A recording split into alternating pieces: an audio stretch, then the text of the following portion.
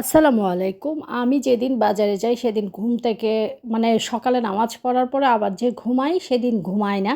তো আজকে আমি বোয়াল মাছ নিয়েছি আর এটা হচ্ছে কাংলা মাছ বা ফলি মাছ। আমাদের চিটাগংয়ে বলে ফলি মাছ, সিলেটে বলে কাংলা মাছ। কাংলা মাছটা নিয়েছি আমি কাবাব বানানোর জন্য। ফলি মাছের কাবাব, যেটাকে আমার আম্মারা বলে খালিসা।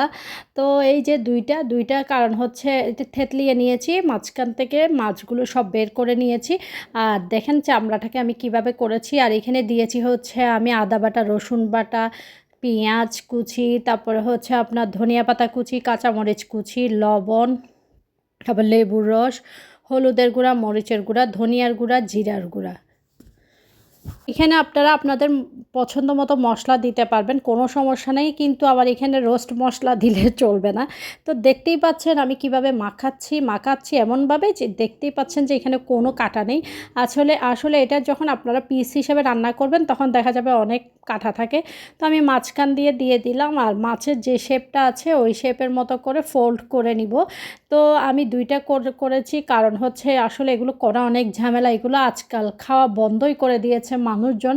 আমি আসলে একটু মনে হয় এই যুগের পাগল সেজন্য। তো আমি একটা আমরা খাবো, আরেকটা আমি আসলে মনে করেছিলাম এইভাবে করে আমি রেখে দিব ডিপে। পরে আমি ভুলে গিয়ে আমি কি করেছি, দোনোটা তেলে দিয়ে দিয়েছি।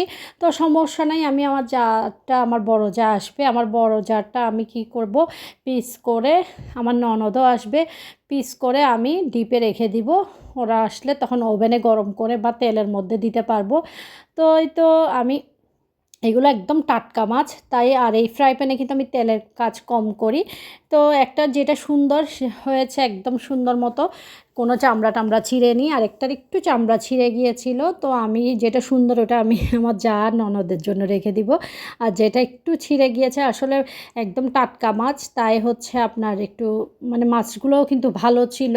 আর আমি এভাবে পিস পিস করে আগুনটাকে ছোট করে রেখে দিব যেন ভিতরটা একটু ভালো মতো হয়।